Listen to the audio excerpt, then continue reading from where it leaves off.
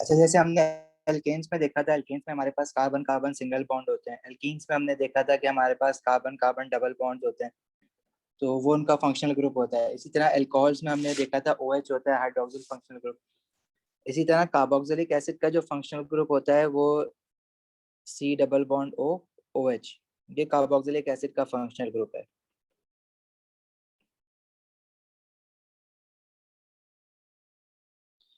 अच्छा, carboxylic acid का जो जनरल फॉर्मूला होता है वो ये होता है CnH2n+1C OOH।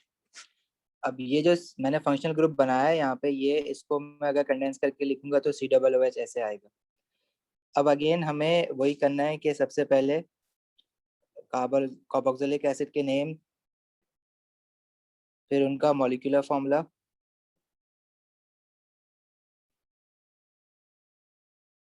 Then we have to draw displayed formula for those carboxylic acid. Displayed formula में जिसमें हम सारे बॉन्ड्स दिखाते हैं,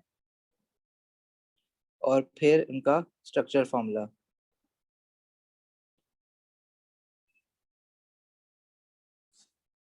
अब जो हमारा पहला कार्बोक्सिलिक एसिड होगा उसका जो नाम होता है वो होता है मीथानोइक एसिड। मीथ मतलब एक कार्बन होगा इसमें। इसका मॉलिक्यूलर फॉर्मूला हम देखो कैसे बनाएंगे। देखो, कार्बोक्सिलिक फंक्शनल ग्रुप जो है उसमें ऑलरेडी एक कार्बन हमारे पास आ जाता है। तो अगर मुझे मिथेनोइक एसिड का मॉलिक्यूलर फॉर्मूला बनाना है तो इसमें N जो है फिर मैं 0 रखूंगा, क्योंकि एक कार्बन तो कार्बोक्सिलिक फंक्शनल ग्रुप में आ जाएगा, और मिथेनोइक एसिड में टोटल 1 कार्बन होगा। तो N की जगह पे फिर हम 0 रखेंगे, तो देखो ये चीज क्या बन जाएगी, C0 2, N की जगह 0 +1 NCOOH। तो ऐसे ही लिखेंगे। तो कार्बन तो कोई नहीं हुआ, इसमें 0 हो गया। हाइड्रोजन कितने हो गए, 2 0 0 +1, मतलब एक हाइड्रोजन सिर्फ। तो मिथेनोइक एसिड का फॉर्मूला जो बनेगा वो बनेगा HCOOH। इसका डिस्प्लेट फॉर्मूला किस तरह से बनाएंगे। डिस्प्लेट फॉर्मूला में हम सारे बॉन्ड्स दिखाते हैं, C double bond O H N this hydrogen. और इसका स्ट्रक्चर फॉर्मूला भी ऐसे ही लिखेंगे जिस जैसे इसका मॉलिक्यूलर फॉर्मूला होगा। सेकेंड कार्बोक्सिलिक एसिड जो हमारे पास होगा वो होगा इथेनोइक एसिड। इथेनोइक एसिड का देखो, अगेन COOH तो आएगा आएगा इसमें। तो इसमें टोटल हमारे पास 2 कार्बन होने चाहिए, तो एक कार्बन तो COOH फंक्शनल ग्रुप में आ गया। N की जगह पे सिर्फ 1 बचेगा, और जब कार्बन की N की जगह पे जब मैं 1 रखूंगा तो ये हो जाएगा C1, और 2 × 1 + 2 NCOOH। तो ये हो जाएगा C, और हाइड्रोजन कितने हो जाएंगे, 2 1 ज़र अच्छा ये 1 है, सॉरी, 2 1 ज़र 2 +1 3। ये हमारे पास बन जाएगा CH3COOH। डिस्प्लेट फॉर्मूला इसका हम ऐसे बनाएंगे, C डबल बॉन्ड OH&C और CH3 ऐसे सारे बॉन्ड्स दिखाने। और इसका स्ट्रक्चर फॉर्मूला हम ऐसे लिखेंगे, CH3COOH। तीसरा फिर हमारे पास आ जाएगा प्रोपेनोइक एसिड। और इसमें कार्बन कितने, N की जगह 2 कार्बन होंगे, तो एक तो COOH में आ जाएगा, तो N की जगह पे फिर हम 2 रखेंगे। तो COOH आ गया। N की जगह पे जब हम 2 रखेंगे तो ये हो जाएगा 2 × 2 + 1। तो ये फॉर्मूला बन जाएगा C2 2 2 ज़ा 4 +1 = 5 C2H5COOH।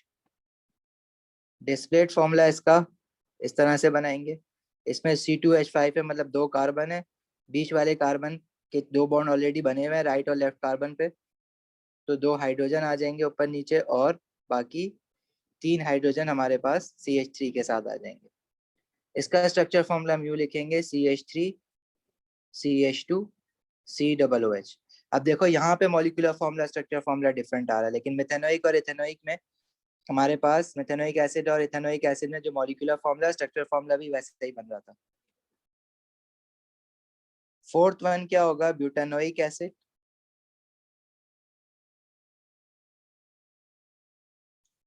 और इसमें N की जगह पे आएगा 3, तो इसका फॉर्मूला क्या बनेगा, C3 और 2 3 ज़ा 6 7 C3H7। इस मॉलिक्यूलर फॉर्मूला है C3H7COOH। टोटल 4 कार्बन है, एक फंक्शनल ग्रुप में कार्बन है COOH के साथ और बाकी 3 कार्बन अलग से। डिस्प्लेट फॉर्मूला इसका C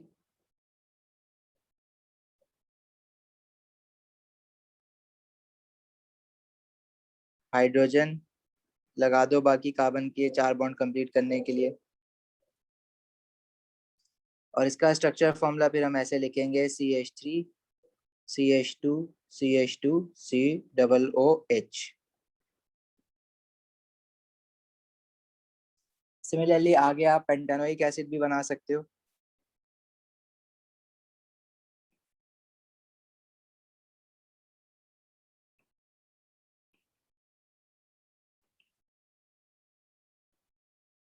इसमें N जो हो गए 4 हो जाएंगे। इसका जो मॉलिक्यूलर फॉर्मूला बनेगा वो बन जाएगा C4H9COOH, और जो इसका डिस्प्लेट फॉर्मूला बनेगा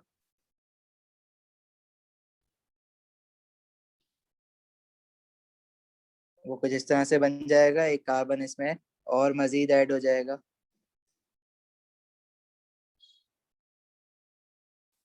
और इसका जो स्ट्रक्चर फॉर्मूला होगा that would be CH3 CH2 CH2 CH2 COOH। ठीक है, फिर आगे hexanoic acid, heptanoic acid, pentanoic acid तक हमें नाम के साथ फॉर्मूला बनाना आना चाहिए। ठीक है, कोई प्रॉब्लम किसी को यहाँ तक कुछ पूछना है?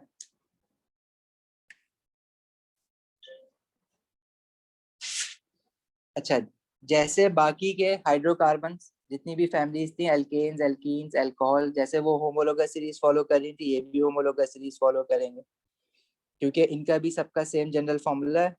होमोलोगस सीरीज में हम लोग क्या देखते हैं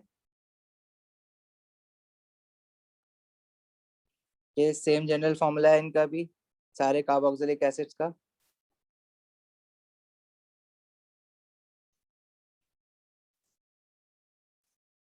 जो कि CnH2n+1 COOH है। अच्छा, डाउन द सीरीज क्या हो रहा है, इनका मॉलिक्यूलर मास इंक्रीज हो रहा है या साइज इंक्रीज हो रहा है, तो gradual change in physical properties होगा डाउन द सीरीज, जैसे बाकी सब में हो रहा था। मतलब डाउन द सीरीज अगर मैं इथेनोइक एसिड, प्रोपेनोइक, ब्यूटेनोइक की बात करूं तो इनका down the series melting point and boiling point दोनों इंक्रीज होंगे।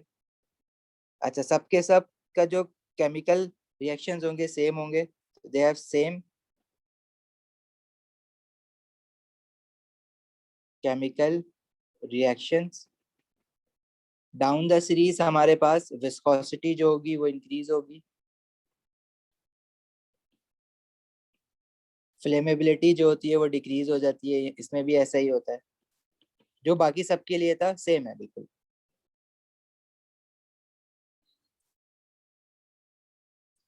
फिर हमारे पास जो नेक्स्ट इसमें है आइसोमेरिज्म, जैसे बाकी सब में आइसोमेरिज्म थी ऑर्गेनिक कंपाउंड्स में, तो कार्बोक्सिलिक में भी आइसोमेरिज्म होगा।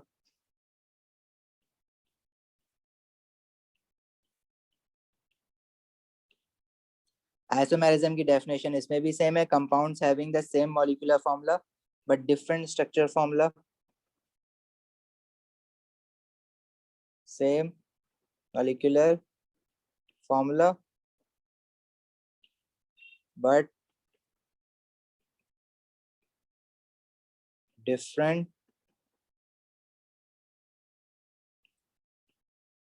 Structural formula. अगर मैं पहले कार्बोक्सिलिक एसिड की बात करूं जो मिथेनोइक एसिड है, तो मिथेनोइक एसिड में मैं कोई आइसोमर नहीं बना सकूंगा। इथेनोइक एसिड की बात करें तो इसमें भी मैं अगर ब्रांचिंग करना चाहूं तो इसमें भी मैं ब्रांचेस नहीं कर सकता। सिमिलरली प्रोपेनोइक एसिड में भी मैं ब्रांचेस नहीं कर सकता। जैसे अल्कोहल में हमने फंक्शनल ग्रुप की पोजीशन आगे पीछे की थी, इसमें मैं इसकी पोजीशन दो ही जगह पे कर सकता हूँ, जो कार्बोक्सिलिक एसिड फंक्शनल ग्रुप है ना, क्योंकि ये एंड पर ही आएगा, या तो राइट एंड पर होगा या लेफ्ट एंड पर होगा। अगर आप प्रोपेनोइक एसिड बोलो हम ऐसे बना लें कि कार्बोक्सिलिक फंक्शनल ग्रुप हम लेफ्ट पे लगा दें इंस्टेड ऑफ राइट। तो ये बेसिकली सेम आइडेंटिकल मॉलिक्यूल्स हैं, इनमें कोई फर्क नहीं आया है। इसको बस फ्लिप करके या पलट के मैंने रख दिया है, तो ये इस तरह से दिख रहा है, तो ये आइसोमर नहीं है इसका। ब्यूटेनोइक एसिड की बात करें,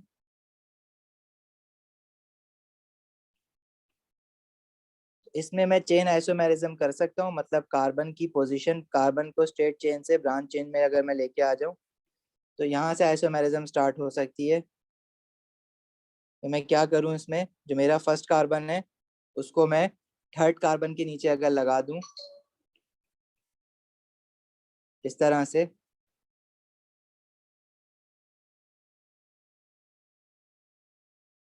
तो अच्छा एक फर्स्ट कार्बन को थर्ड कार्बन के नीचे लगाना है, एक ज्यादा लग गया है।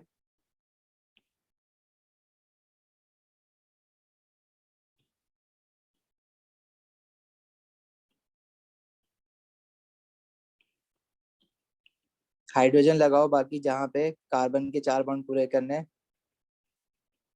तो अब अगर आप इसका मॉलिक्यूलर फॉर्मूला देखो, तो ये था C3H7COOH। इसमें अगर टोटल कार्बन देखो तो 4 कार्बन है, 8 हाइड्रोजन है और 2 ऑक्सीजन है। इसी तरह इसका अगर देखो तो इसमें भी 4 कार्बन है, हाइड्रोजन कितने हैं, 1 2 3 4 5 6 7 8, 8 हाइड्रोजन है और 2 ऑक्सीजन है।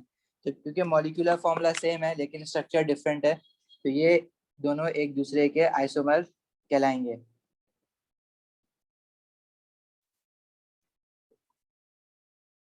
ठीक है।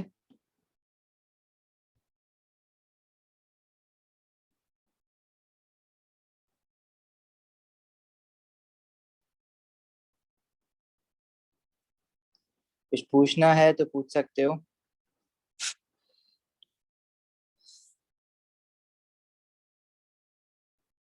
फोर्थ कार्बन पे तो कार्बोक्सिलिक फंक्शनल ग्रुप है ना, तो उसको थर्ड के नीचे नहीं लगा सकते। देखो अगर आप ये कह रहे हो कि मैं ये वाला जो मेरा फर्स्ट कार्बन है उसको सेकंड कार्बन के नीचे कर दूं, तो देखो ये सिर्फ आपने जो सेकंड, अगर आप इस तरह से करना चाहो तो ये भी आइसोमर नहीं होगा। उसका रीजन क्या है कि ये जो वाला जो कार्बन है लास्ट वाला, ये कभी भी रोटेट होके वापस ये अपनी जगह पे आ सकता है और ये दोबारा से ये स्ट्रेट चेन बन जाएगा मॉलिक्यूल जो है। तो ये एक ही आइडेंटिकल मॉलिक्यूल है, ये इसका आइसोमर नहीं है, तो आइसोमर सिर्फ ये वाला काउंट होगा।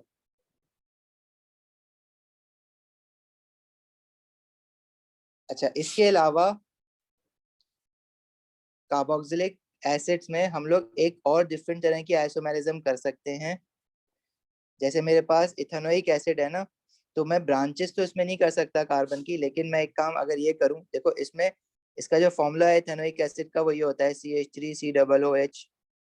तो इसमें 2 कार्बन होते हैं, 4 हाइड्रोजन और 2 ऑक्सीजन होते हैं टोटल, ये इसका मॉलिक्यूलर फॉर्मूला है। अगर मैं इसको कुछ इस तरह से कर दूं COC, मतलब कार्बोक्सिलिक फंक्शनल ग्रुप भी मैंने गायब कर दिया है इसमें से, और कार्बन की वैलेंसी पूरी करने के लिए जहाँ पे कार्बन के 4 बॉन्ड नहीं है वहां पे हाइड्रोजन लगा दो। तो इसमें देखो इसके पास भी 2 कार्बन है, टोटल 4 हाइड्रोजन है और 2 ऑक्सीजन है। तो मॉलिक्यूलर फॉर्मूला तो सेम है ना। अगर सेम मॉलिक्यूलर फॉर्मूला और स्ट्रक्चर डिफरेंट है, स्ट्रक्चर तो बिल्कुल ही डिफरेंट है, इसमें कार्बोक्सिलिक फंक्शनल ग्रुप है, इसमें कार्बोक्सिलिक फंक्शनल ग्रुप गायब हो गया है। तो ये सेम मॉलिक्यूलर फॉर्मूला है लेकिन डिफरेंट स्ट्रक्चर्स हैं, तो ये भी एक दूसरे के आइसोमर्स कहलाएंगे। ऐसी आइसोमेरिज्म को जिसमें हम फंक्शनल ग्रुप ही चेंज कर देते हैं उसको हम कहते हैं फंक्शनल ग्रुप आइसोमेरिज्म। और ये जो फंक्शनल ग्रुप नया बना है ना, इस मॉलिक्यूल में जो फंक्शनल ग्रुप है CONO, इस फंक्शनल ग्रुप को हम कहते हैं एस्टर। ये भी अभी हमें देखना है आगे। और पहले वाले आइसोमर में वो फंक्शनल ग्रुप जो है वो कार्बोक्सिलिक एसिड है, ये भी इसका आइसोमर होता है। तो हम कार्बोक्सिलिक एसिड में ऐसे भी आइसोमेरिज्म कर सकते हैं। इसी तरह फंक्शनल ग्रुप आइसोमेरिज्म हम अल्कोहल्स में भी करते हैं।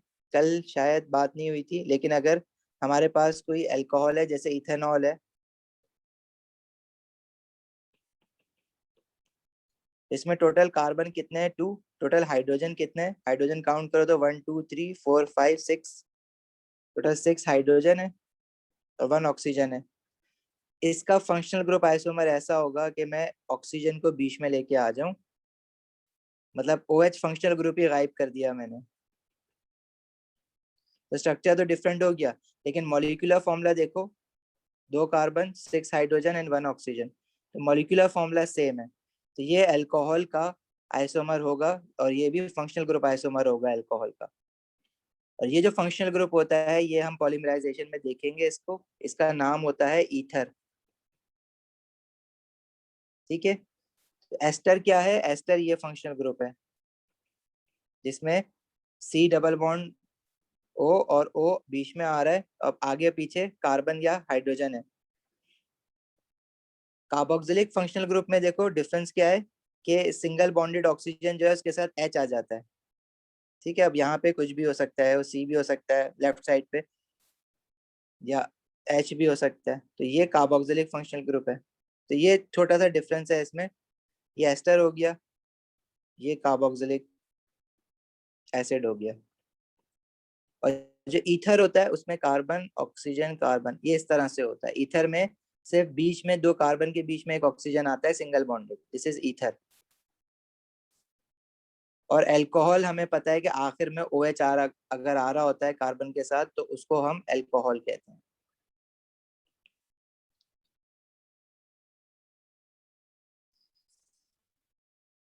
ठीक है जी, पूछना है कुछ? अच्छा, फिर formation of carboxylic acid. Carboxylic acid बनते कैसे हैं? हम लोगों ने अल्कोहल में रिएक्शन पढ़ा था कि जब हम अल्कोहल की ऑक्सीडेशन करवाते हैं तो वो कार्बोक्सिलिक एसिड बनाता है। जैसे C2H5OH अल्कोहल है, इसकी ऑक्सीडेशन कराओ थ्रू ऑक्सीडाइजिंग एजेंट, तो हम यहाँ पे 2 लगाते हैं, 2 मोल्स। तो ये जैसे इथेनॉल है तो ये फिर इथेनोइक एसिड बना लेगा और साथ में वाटर भी बनता है।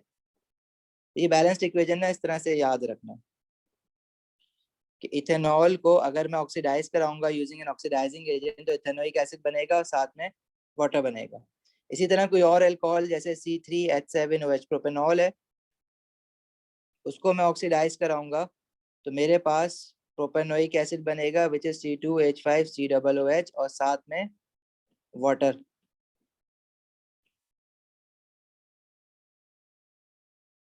ठीक है,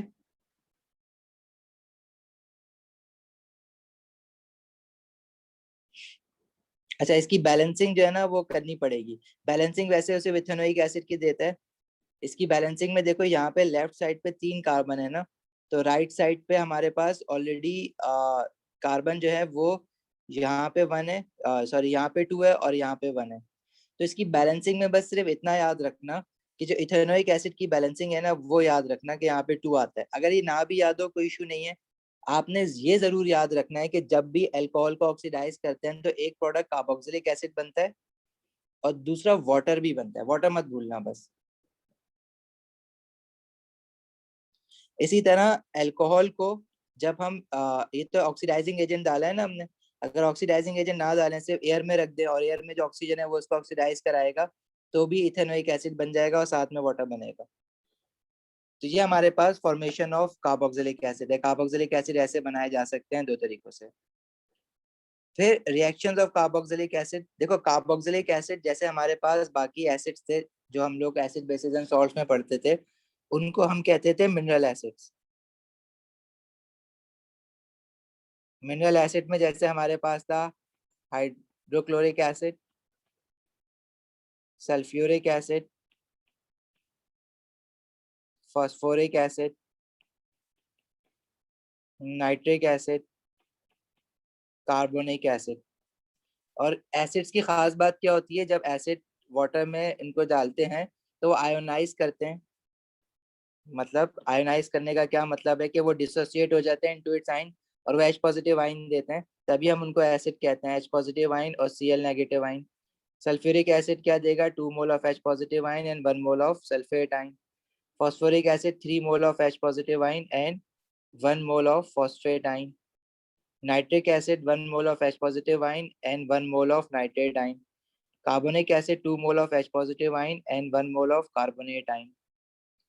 सिमिलरली जो हम ये वाले एसिड, इनको भी एसिड्स कह रहे हैं ना, तो मतलब ये भी वाटर में डिसोसिएट होके आयोनाइज होके हमें क्या देंगे, H पॉजिटिव आइन। जब ये एसिड है, जैसे मिथेनोइक एसिड है तो वो ये है HCOOH। इथेनोइक एसिड हमने देखा CH3COOH। प्रोपेनोइक एसिड हमने देखा C2H5COOH। ब्यूटेनोइक एसिड हमने देखा C3H7COOH। अब इनका ये जो आखिर का ये जो functional group, carboxylic functional group का आखिर का H होता है ना, ये जो है आयनाइज होता है, ये निकलता है to give H positive ion. लेकिन पीछे जितने भी कार्बन के साथ हाइड्रोजन है ना, ये नहीं निकलेंगे कभी भी। तो आपको याद क्या रखना है कि ये जो COOH का H है ना, ये आयनाइज होता है और ये वीक एसिड्स होते हैं, इसलिए यहाँ पे रिवर्सिबल का साइन बनता है। वीक एसिड इसलिए क्यों होते हैं, क्योंकि पार्शियली आयनाइज होते हैं सारे के सारे, और ये आयनाइज होके हमें क्या देगा, HCOO ऐसे ही रह जाएगा नेगेटिव, और सामने वाला H जो है आखिरी वाला वो निकल जाएगा H positive. Similarly ethanoic acid में जो COOH के साथ H है वो H पॉजिटिव आइन बना लेगा, बाकी पीछे वाली चीज CH3COO नेगेटिव के साथ ऐसी रह जाएगी। इसी तरह प्रोपेनोइक एसिड में ये बन जाएगा, और ब्यूटेनोइक एसिड में C3H7COO नेगेटिव ऐसे रहेगा और H पॉजिटिव आइन।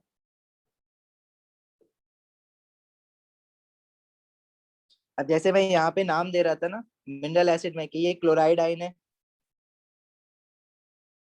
ये सल्फेट आइन है, फिर ये फॉस्फेट आइन है। तो यहाँ पे जो हमारे पास इनके नाम बनते हैं ना, तो मिथेनोइक एसिड से तो H पॉजिटिव आइन निकला जो, लेकिन जो नेगेटिव आइन है उसका नाम जो होता है उसको हम कहते हैं मिथानोएट आइन।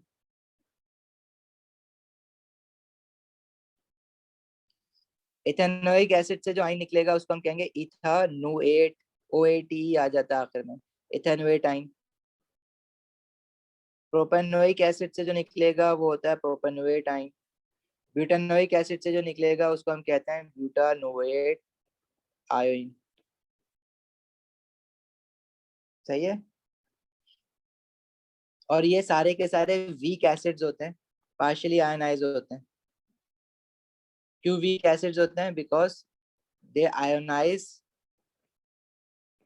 इनकम्प्लीटली या पार्शियली। मतलब क्या है कहने का, अगर मेरे पास इथेनोइक एसिड के 100 मॉलिक्यूल्स हैं तो 100 मॉलिक्यूल में से 100 के 100 आयोनाइज नहीं होंगे, बल्कि लेट से सिर्फ 10 आयोनाइज हुए। और स्ट्रॉन्ग एसिड जैसे कि HCl है, HCl के अगर मेरे पास 100 मॉलिक्यूल्स हैं तो 100 के 100 आयनाइज होके 100 H पॉजिटिव आयन बना लेगा और 100 Cl नेगेटिव आयन बन जाएंगे। लेकिन वीक एसिड्स में कंप्लीट आयोनाइजेशन नहीं होती है, इनकम्प्लीट होती है, जब भी वो वीक एसिड्स होते हैं। चलें आगे।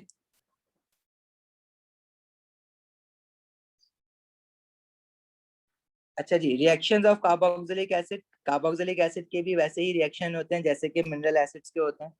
जैसे आपको अगर याद हो तो HCl जो था वो मेटल के साथ रिएक्ट करके क्या बनाता है, सॉल्ट एंड वाटर। अगर यहाँ पे मैग्नीशियम मैंने मेटल लिया तो magnesium chloride, and sorry it's not salt and water, when acid react with metal they form salt and hydrogen gas.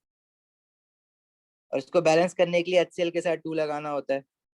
इसी तरह अगर मेरे पास कोई ऑर्गेनिक एसिड है जैसे कि इथेनोइक एसिड है CH3COOH, ये मेटल के साथ रिएक्ट होगा जैसे सोडियम मेटल के साथ रिएक्ट हो रहा है, तो ये क्या बनाएगा, अब इसमें से ये वाला जो आखिर वाला H है ना ये निकल जाएगा, बाकी हमारे पास CH3COO नेगेटिव ऐसे रह जाएगा और Na जो है इसके साथ आके जुड़ जाएगा, और साथ में क्या बनेगा, हाइड्रोजन गैस। तो ये जो मैंने प्लस और माइनस के साइन बनाए ना, जैसे मैग्नीशियम क्लोराइड है तो ये आयनिक कंपाउंड बनता है ना, तो मैग्नीशियम +2 होता है, इसमें क्लोराइड नेगेटिव होता है। लेकिन यहाँ पे हम लोग साइंस नहीं दिखाते हैं क्योंकि ये ऑब्वियस होता है ये आयनिक कंपाउंड है। यहाँ पे क्यों हम यहाँ पे साइंस दिखा रहे हैं पॉजिटिव और नेगेटिव, क्योंकि ये सारे ऑर्गेनिक कंपाउंड के साथ हम डील कर रहे हैं, लेकिन बीच में हमारे पास एक आयनिक कंपाउंड बन रहा है, तो वो उसको अलग से शो करने के लिए कि ये जो इनके बीच में बॉन्ड बन रहा है ये आयनिक बॉन्ड है, इसलिए हम दिखाते हैं ना। अभी दिखाओ कि प्रॉब्लम नहीं है, लेकिन जनरली दिखाया जाता है, तो आप लोग भी दिखाना मार्किंग की में भी जब वो पेपर 2 में बना के देता है आपको, तो वो बनाता है। तो खैर बनाने के लिए तो अब आएगा नहीं आपके पास, पेपर 2 तो हो नहीं रहा है, लेकिन फिर भी याद रखना कि ऐसे होता है। इसको बैलेंस करने के लिए हम क्या करेंगे, हाइड्रोजन जो है वो H2 बना है ना, तो बस हाइड्रोजन के साथ हाफ लगा दो, बैलेंस हो जाएगी। इसी तरह अगर मेरे इसका जो नाम होगा ना, जैसे यहाँ पे मैग्नीशियम क्लोराइड सॉल्ट बना है, तो इस सॉल्ट का जो नाम होगा, तो ये जो CH3COO नेगेटिव है, अभी हमने इस आइन का नाम देखा इथेनोएट, और इसके साथ हम सोडियम लगा देंगे तो इसका नाम क्या होगा, सोडियम इथानोएट सॉल्ट। इसी तरह अगर मैं इथेनोइक एसिड को मैग्नीशियम के साथ रिएक्ट कराऊं, तो मैग्नीशियम मुझे पता है 2 पॉजिटिव होता है, तो अब ये जो बनेगा वो CH3COO नेगेटिव। अब मैग्नीशियम 2 पॉजिटिव है, तो उसको कैसे दिखाऊंगा, मैग्नीशियम का जो 2 होगा वो इस ब्रैकेट में CH3COO नेगेटिव ब्रैकेट पूरा लेके 2 लगा देना, and hydrogen gas will also be produced. इसका जो नाम होगा वो क्या होगा, मैग्नीशियम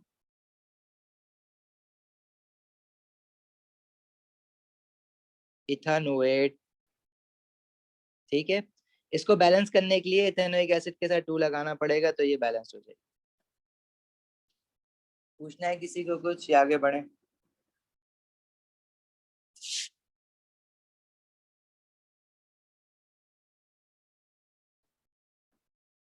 अच्छा, फिर हम लोगों ने एसिड का रिएक्शन जैसे कि HCl है, मेटल ऑक्साइड के साथ जो रिएक्शन था जैसे कि सोडियम ऑक्साइड, तो ये हमें पता है कि सॉल्ट एंड वाटर बनाएगा, सोडियम क्लोराइड एंड वाटर।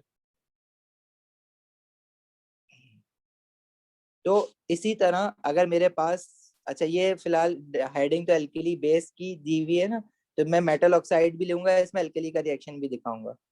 फिलहाल मेटल ऑक्साइड अगर है और मेरे पास इस बार मैंने एसिड जो लिया वो लिया लेट से C2H5COOH प्रोपेनोइक एसिड, उसको मैंने सोडियम मेटल के साथ सोडियम ऑक्साइड के साथ रिएक्ट करवाया, तो अगेन सॉल्ट जो है वो वैसे ही बनेगा जैसे सोडियम क्लोराइड बन रहा है, वैसे ही सोडियम प्रोपेनोएट बन जाएगा। किस तरह से, C2H5COO नेगेटिव और Na यूं लगा दूंगा मैं पॉजिटिव, Na+1 होता है, इसलिए C2H5COO नेगेटिव के साथ कोई ब्रैकेट में लेके 1 नहीं 2 नहीं लिखने की जरूरत होगी, और साथ में क्या बनेगा, वाटर। ठीक है, तो इसको अब जब बैलेंस करना है तो यहाँ 2 आ जाएगा सॉल्ट के साथ, और यहाँ 2 आ जाएगा, क्योंकि इथेन यहाँ पे सोडियम जो है 2 था, राइट साइड पे 2 बनाने के लिए मैं पूरा जो सॉल्ट बना है मेरा, उस सॉल्ट का नाम क्या होगा, सोडियम। अब ये प्रोपेनोइक एसिड से बना है तो इसको हम कहेंगे सोडियम प्रोपेनोएट। अच्छा, इसमें एक डिफरेंस क्या है, जब हम मिनरल एसिड में इनऑर्गेनिक में सॉल्ट लिखते हैं तो सोडियम क्लोराइड कैटाइन पहले लिखा है, एनाइन बाद में लिखा है, लेकिन यहाँ पे जो हमने फॉर्मूला लिखा है इसमें एनाइन पहले लिखा है, मतलब प्रोपेनोएट एनाइन है ना, इस पे नेगेटिव चार्ज है, और कैटाइन बाद में लिखा है। अगर आप कैटाइन पहले लिख दो और एनाइन बाद में लिख दो तो वो भी बात सही होती है, लेकिन एक तरीका बना हुआ है लिखने का कि हम लोग ऑर्गेनिक एसिड में सॉल्ट जब बनेगा तो एनाइन पहले लिखेंगे, नेगेटिव आइन पहले लिखेंगे, और पॉजिटिव आइन यानी कैटाइन बाद में लिखते हैं। बस एक रूल बना हुआ है, उसको फॉलो करना है। इसी तरह अगर मेरे पास कोई एसिड है, लेट से मिथेनोइक एसिड है HCOOH, इसको मैंने रिएक्ट कराया एल्कली के साथ, लेट से मैग्नीशियम हाइड्रोक्साइड के साथ, तो अगेन सॉल्ट एंड वाटर बनेगा, आखिर वाला HCOO के साथ जो H है वो निकलेगा और ये आयन बन जाएगा, और मैग्नीशियम मैग्नीशियम 2 पॉजिटिव होता है, इसलिए यहाँ पे ब्रैकेट के साथ 2 आ जाएगा, एंड वाटर। ये जो सॉल्ट बना है इसका नाम क्या होगा, मैग्नीशियम, क्योंकि मेथेनोइक एसिड से बना है तो इसको हम कहेंगे मैग्नीशियम मिथानोएट। ठीक है, और इसको बैलेंस करने के लिए अब यहाँ पे HCOO 2 आ गया ना पूरा, तो मुझे यहाँ पे 2 लगाना पड़ेगा। सही है, फिर अब आगे फर्दर आप बैलेंसिंग एक दो बार प्रैक्टिस कर लोगे तो तुम्हें फिर वो याद रह जाएगी कि उसमें कोई इशू नहीं होगा। और दूसरा वाटर के साथ फिर हमें जो है इसको बैलेंस करने के लिए अब देखो यहाँ पे लेफ्ट साइड पे जो टोटल हाइड्रोजन हो गए, यहाँ 2 हाइड्रोजन है तो ये 2 2 4, और यहाँ 2 हाइड्रोजन है 2 6 हो गए। तो यहाँ पे 2 ये रहे, और मुझे 6 बनाने के लिए तो उसको 2 यहाँ पे लगाना पड़ेगा। 2 2 4 प्लस 2 6। तो बैलेंसिंग थोड़ी सी प्रैक्टिस कर लेना। अब पेपर 2 में इक्वेशंस आती थी लिखने के लिए, तो उसमें हम बैलेंसिंग कर लेते थे, तो वो इतनी मुश्किल नहीं होती थी। पेपर 1 में बस तुम्हें फिर ये आइडेंटिफाई करना पड़ेगा कि बैलेंस सही हुई भी है या नहीं हुई, अगर तो आया, वैसे तो आता नहीं है। इसी तरह हमारे पास जो थर्ड रिएक्शन था वो एसिड का मेटल कार्बोनेट्स के साथ। जैसे अगर मैं कहूँ कि मेरे पास एसिड है सल्फ्यूरिक एसिड, और मेटल कार्बोनेट है कैल्शियम कार्बोनेट, उसके साथ जब एसिड रिएक्ट होता है तो calcium sulphate, water and carbon dioxide gas बनती है। इसी तरह अगर मेरे पास कोई मिनरल एसिड ऑर्गेनिक एसिड है जैसे कि इथेनोइक एसिड है, वो सोडियम कार्बोनेट के साथ रिएक्ट होगा, तो जो सॉल्ट बनेगा वो उसमें एसिड से एनाइन आएगा और कार्बोनेट से कैटाइन सोडियम। इसका नाम क्या हो जाएगा? Sodium ethanoate plus carbon dioxide and water. तो बैलेंस करने के लिए यहाँ 2 आ जाएगा, और इसके अलावा क्योंकि सोडियम 2 है ना यहाँ पे लेफ्ट पे, तो राइट पे सोडियम 2 करने के लिए 2 आ गया। अब इस पूरे के साथ 2 आ गया तो फिर मुझे यहाँ एसिड के साथ भी 2 लगाना पड़ेगा। ठीक है, कोई सवाल यहाँ तक? अच्छा, एसिड का एक और रिएक्शन है जिसको हम कहते हैं स्टेरिफिकेशन। एस्टेरिफिकेशन देखो क्या होता है, इसमें हमारा एस्टर फंक्शनल ग्रुप बनेगा। और वो कैसे बनता है? जब हमारा कार्बोक्सिलिक एसिड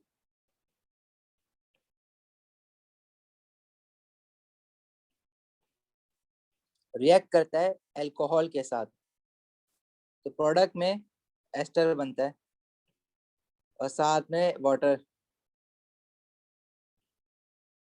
अब जैसे कोई कार्बोक्सिलिक एसिड में लूं इथेनोइक एसिड CH3COOH, और अल्कोहल हम लोग ले लेते हैं लेट से मिथेनॉल ले लेते हैं CH3OH। अच्छा, ये रिएक्शन जो होता है ना रिवर्सिबल होता है, तो हम ये वाला सिंबल बनाएंगे। अब देखो ये रिएक्शन में जो प्रोडक्ट बनेगा उस प्रोडक्ट को देखने के लिए ना हम इसका जरा स्ट्रक्चर फॉर्म ये देखते हैं ओपन करके इसको। इथेनोइक एसिड का स्ट्रक्चर कुछ ऐसा होगा, और जो अल्कोहल है ना उसको मैं इस तरह से बनाऊंगा कि OH जो है ना अल्कोहल का फंक्शनल ग्रुप, वो फेस करे कार्बोक्सिलिक एसिड के फंक्शनल ग्रुप को। इसको हम अलग कलर से कर लेते हैं ताकि प्रोमिनेंट हो जाए, लाइक दिस। तो जब कार्बोक्सिलिक एसिड का फंक्शनल ग्रुप COOH अल्कोहल के फंक्शनल ग्रुप के सामने आता है, तो ये लोग आपस में रिएक्ट करते हैं। और ये लोग रिएक्ट कैसे करते हैं कि एसिड से H और अल्कोहल का ना OH निकल जाता है रिएक्ट होके, और ये निकल के क्या बना लेता है? Water H2O। और जो कार्बोक्सिलिक एसिड के साथ जो ऑक्सीजन है ना, ये ऑक्सीजन, ये जो कार्बन है अल्कोहल का जो OH के साथ लगा हुआ था, इसके साथ डायरेक्टली बॉन्ड बना लेगा। क्या मतलब है इस बात का?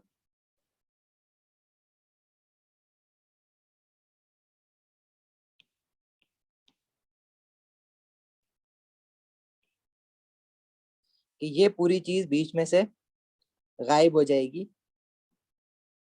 ये निकल गया, वाटर बना लिया इसने, और ये वाला जो O है वो इस कार्बन के साथ बॉन्ड बना लेगा। तो फिर ये पूरा एक ही मॉलिक्यूल बन जाएगा, जिसमें से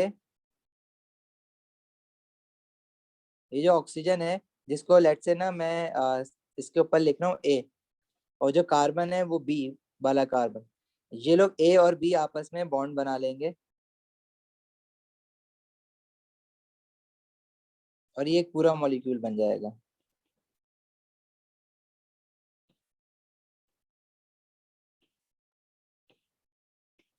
और ऐसे फंक्शनल ग्रुप का भी हमने देखा थोड़ी देर पहले। जब ये जो फंक्शनल ग्रुप बनता है C डबल बॉन्ड O, इसको हम क्या कहते हैं? एस्टर। इसलिए इस मॉलिक्यूल का जो नाम होगा वो होगा एस्टर। शुमाइल, एस्टरिफिकेशन इसलिए करते हैं ताकि हम एस्टर बना सकें।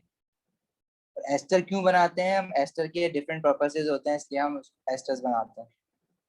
और उन पर्पसेस में क्या क्या आ सकता है? एस्टर जो है वो स्वीट स्मेलिंग कंपाउंड्स होते हैं, फ्लेवरिंग्स के लिए यूज होते हैं, परफ्यूम्स वगैरह बनाने के लिए यूज होते हैं, और एज अ सॉल्वेंट भी यूज होते हैं। अच्छा, ये जो एस्टर बना है ये किस एसिड से बना था? हमने लिया था इथेनोइक एसिड,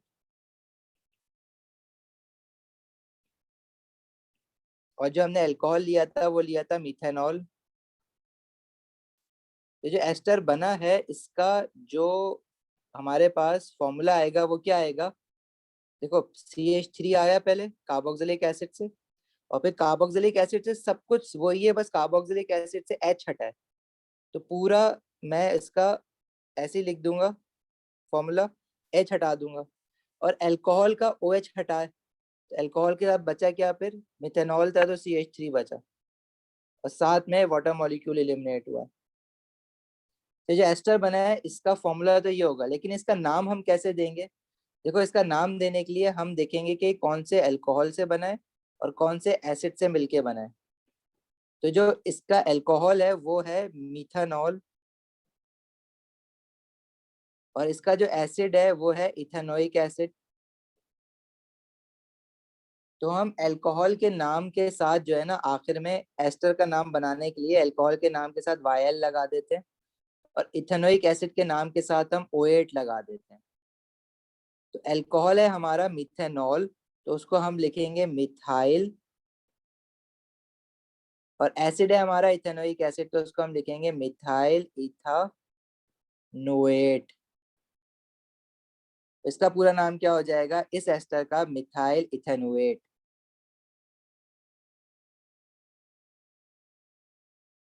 ठीक है। अब इसकी कुछ और एग्जांपल्स कर लेते हैं ताकि समझ आए बात। अब लेट से मेरे पास जो अल्कोहल है वो मैं कह रहा हूँ कि प्रोपेनॉल है, और जो कार्बोक्सिलिक एसिड इसके साथ रिएक्ट होकर एस्टर बना रहा है वो लेट से है इथेनोइक एसिड।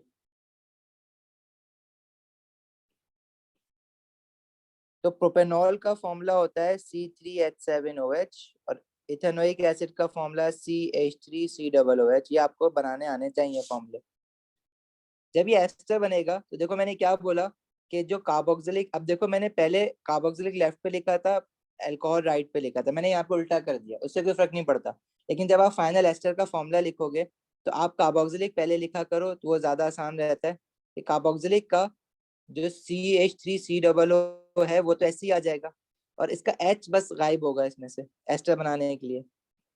इसी तरह जो अल्कोहल है उसका पूरा OH निकल जाएगा, बाकी C3H7 जो है वो ऐसे इसके साथ आके जुड़ जाएगा, यानी C3H7, और साथ में वाटर मॉलिक्यूल एलिमिनेट हो जाएगा। तो ये हमारे पास इस एस्टर का फाइनल बन जाएगा फॉर्मूला। अब अगर मुझे इसको नाम देना है, तो ये बना है प्रोपेनॉल से, तो प्रोपेनॉल हो जाएगा प्रोपाइल। अल्कोहल के नाम के साथ YL आ जाता है प्रोपाइल, एसिड के नाम के साथ OH आ जाता है। इथेनोइक एसिड है तो ये हो जाएगा प्रोपाइल इथेनोएट। अगर इसके स्ट्रक्चर्स बनाने होते तो देखो फिर मैं वो यूं बनाता, जैसे अल्कोहल है 3 कार्बन वाला OH,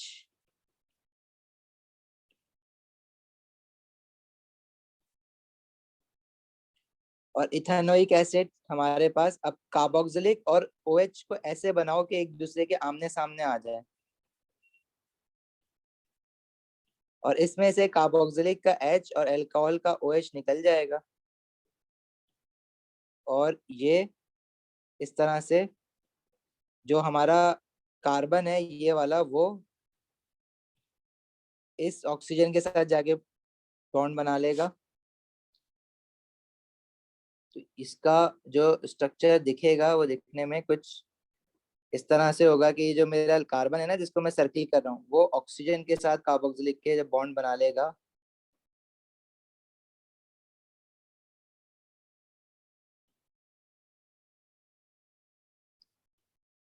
तो ये एस्टर ऐसे दिखेगा। अच्छा, इसको जो हमने लिखा है तो एसिड का जो पार्ट है वो पहले लिखा है, मतलब इसको मैं यूं भी लिख सकता था, CH3 CH2 CH2 और साथ में फिर COO CH3। तो ये जो COO है ना, हम ट्राई एक साथ लिखना होता है हमें। तो ये लिखने के लिए अगर एसिड में पहले लिख दूंगा ना, तो मुझे फौरन देख के समझ आ जाता है कि भाई एस्टर की बात हो रही है। CH3 COO और फिर CH2 CH2 CH3।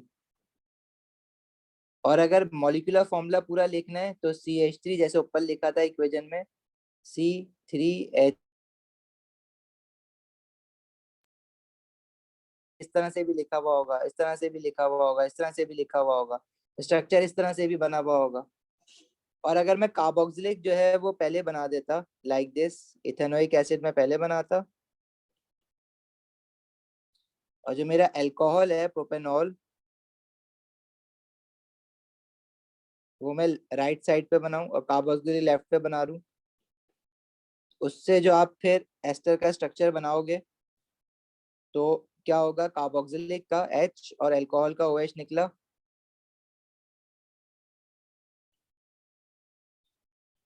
और यहाँ से फिर ये जो ऑक्सीजन है इस कार्बन के साथ डायरेक्ट बॉन्ड बनाएगा, and it would be something like this.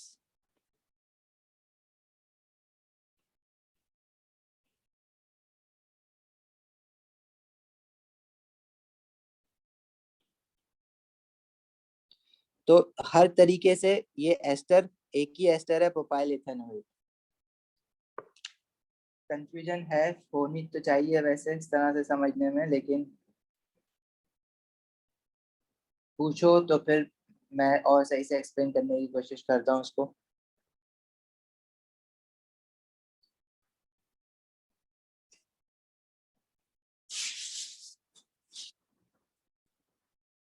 कुछ नहीं पूछना किसी को? हम्म। किसका, एस्टर का स्ट्रक्चर कैसे बन रहा है?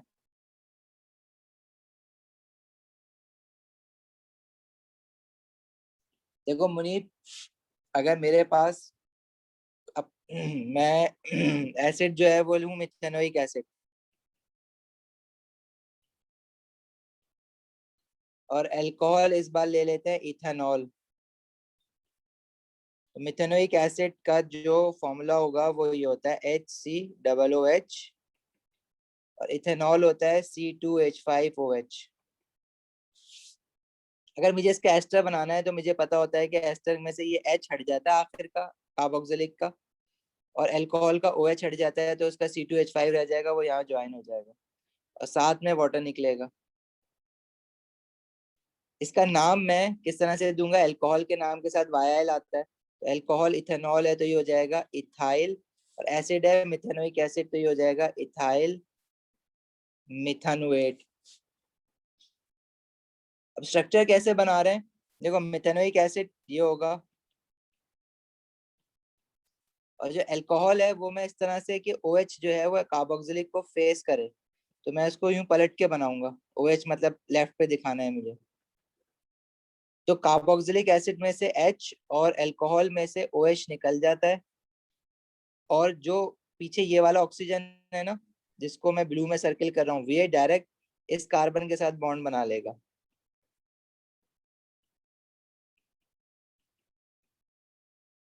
तो ये हमारे पास इस तरह से पूरा एक मॉलिक्यूल बन जाएगा, और इस पूरे एक मॉलिक्यूल में कार्बोक्सिलिक और अल्कोहल जब ज्वाइन हो गया है तो नया फंक्शनल ग्रुप ये आ गया है, इसको हम कह रहे हैं एस्टर।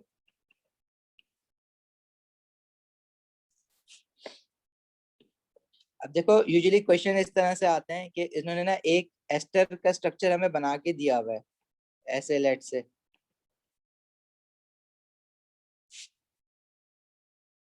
और वो आपसे पूछेगा इस एस्टर का नाम बता दो। तो आपको ये आइडेंटिफाई करना होगा कि ये कौन से एसिड और कौन से अल्कोहल से मिलके बना है।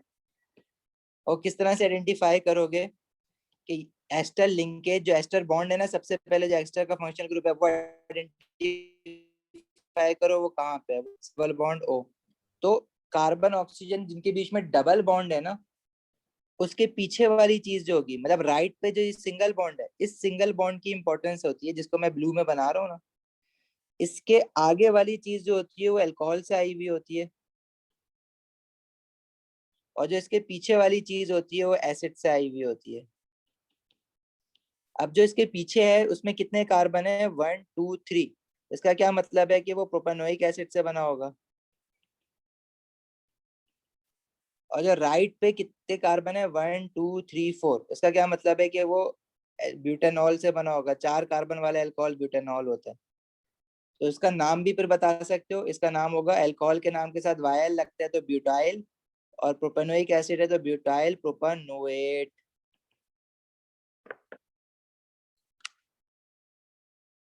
इस तरह से कोई अगर फॉर्मूला लिखा हुआ एस्टर का, लेट से CH2COO CH2CH2CH2CH2CH3। इसमें अगर ये पूछ ले कि ये एस्टर किस किस से बना हुआ है या इसका नाम क्या है, तो देखो ये वाला फंक्शनल ग्रुप आइडेंटिफाई करोगे तो इसको देखोगे तो ये फिर यूं बना हुआ होगा एस्टर पूरा खोल के। इसके पीछे वाली जो चीज होगी वो अगेन एसिड से आई हुई होगी, और आगे वाली चीज जो होगी वो अल्कोहल से आई हुई होगी। एसिड से जो पीछे वाली चीज है उसमें टोटल कार्बन कितने हैं, 1 2 3। तो वो प्रोपेनोइक एसिड से आया हुआ है, ये प्रोपेनोइक एसिड, और अल्कोहल कौन सा इसमें लगा हुआ है, तो आगे C double bond O, 2 oxygen के बाद जितने भी कार्बन है ना वो काउंट कर लो, 1 2 3 4 5। तो ये पेंटानॉल।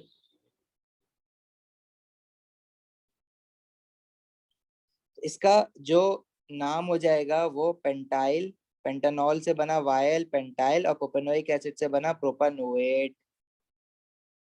This is pentyl propanoate. अब obviously different variety of questions आते हैं हमारे पास, वो भी देखना है हमें। इतना भी स्ट्रेट फॉरवर्ड, इतना मुश्किल भी नहीं है और बहुत ज्यादा स्ट्रेट फॉरवर्ड भी नहीं आते, तो लेकिन इतना कोई खास मुश्किल नहीं होता है ये। तो वो वाले जो क्वेश्चंस है इसके पेपर 1 के क्वेश्चंस हम लोग करेंगे नेक्स्ट क्लास में। साथ में हाइड्रोलिसिस ऑफ एस्टर्स क्या होता है, अगर मुझे वापस एस्टर को ब्रेक करना है ना, तो देखो एस्टर एस्टेरिफिकेशन करने के लिए जो हम लोग कैटलिस्ट यूज करते हैं वो यूज करते हैं सल्फ्यूरिक एसिड। और अगर मुझे एस्टर जो बन गया है उसको वापस ब्रेक करना है तो फिर मैं जो कैटलिस्ट यूज करूंगा वो HCl यूज करूंगा। मतलब सोडियम HCl से हाइड्रोलिसिस कर सकते हैं, उसको हम एसिडिक हाइड्रोलिसिस कहेंगे, या सोडियम हाइड्रोक्साइड एल्कली डाल के हाइड्रोलिसिस कर सकते हैं। जैसे अब मेरे पास कोई एस्टर बना हुआ है, लेट से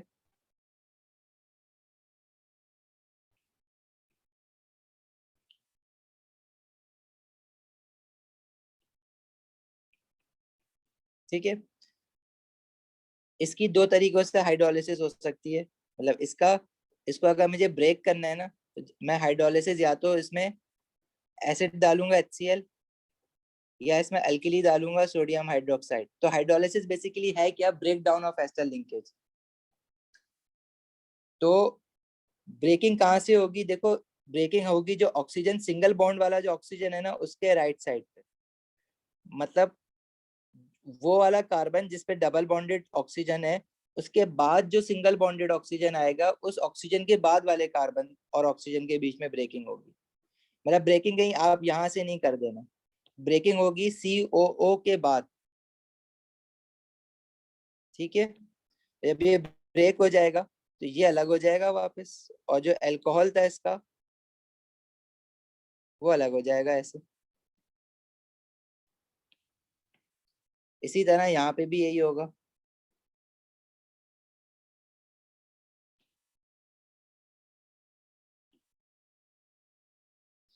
तो दोनों एसिड भी जब यही काम कर रहा है और सोडियम हाइड्रोक्साइड भी यही काम कर रहा है, तो क्या कोई फर्क होगा, हाँ फर्क ये होगा कि जब मैंने एसिड से हाइड्रोलिसिस की है तो प्रोडक्ट में जिस जो कार्बोक्सिलिक एसिड था उसके साथ बस H लग जाएगा, मतलब वो पूरा दोबारा कार्बोक्सिलिक एसिड बन जाएगा, और अल्कोहल के साथ OH लग जाएगा। मतलब दोनों ये जो जिस एसिड से बना हुआ है ये क्या है, प्रोपेनोइक एसिड बना लेगा, और इथेनॉल बन जाएगा। लेकिन अगर मैं जब एल्कली डालूंगा सोडियम हाइड्रोक्साइड, तो थोड़ा सा डिफरेंस ये होगा कि अल्कोहल तो बनेगा जैसा बना है, मतलब उसके साथ OH लग जाएगा, इथेनॉल। लेकिन क्योंकि सोडियम हाइड्रोक्साइड हमें पता है कि वो कार्बोक्सिलिक एसिड के साथ रिएक्ट करता है, तो जब इसका कार्बोक्सिलिक एसिड बनेगा ना, तो सोडियम हाइड्रोक्साइड रिएक्ट करके ये जो हमारे पास ये जो चीज है ना, ये बनने के बाद सोडियम हाइड्रोक्साइड के साथ रिएक्ट हो जाएगी। और तुम्हें पता है जब ये इसके साथ रिएक्ट होगी, एसिड और अल्कली वाला रिएक्शन होगा, तो यहाँ पे फिर सोडियम आ जाएगा, उसका आयन आ जाएगा Na+ आयन। तो ये एसिड बनने के बजाय सॉल्ट बन गया। और इस सॉल्ट का नाम तुम लोग अब बता सकते हो, जैसे सोडियम कौन सा एसिड था, 3 कार्बन वाला प्रोपेनोइक एसिड था, तो जैसे सोडियम प्रोपानोएट। शमाइल, यस, ये थोड़ा काम मुश्किल है, थोड़ी सी इसकी प्रैक्टिस करनी पड़ती है। तो करेंगे पेपर इसके नेक्स्ट क्लास में, जब हम इसके वो करेंगे क्वेश्चंस। अच्छा, यूजेस ऑफ कार्बोक्सिलिक एसिड, ये याद कर लेना। कार्बोक्सिलिक एसिड के यूजेस क्या होते हैं और एस्टर्स के यूजेस क्या होते हैं। तो हमने क्योंकि इस चैप्टर में कार्बोक्सिलिक एसिड के साथ एस्टर्स का चैप्टर भी साथ ही पढ़ लिया, तो इन दोनों के यूजेस याद कर लेना इस हैंडआउट से। कार्बोक्सिलिक एसिड के यूजेस क्या है और एस्टर्स के यूजेस क्या है, ये मैं तुम्हें डिक्टेट नहीं करवा रहा, ये आप लोग याद कर लेना।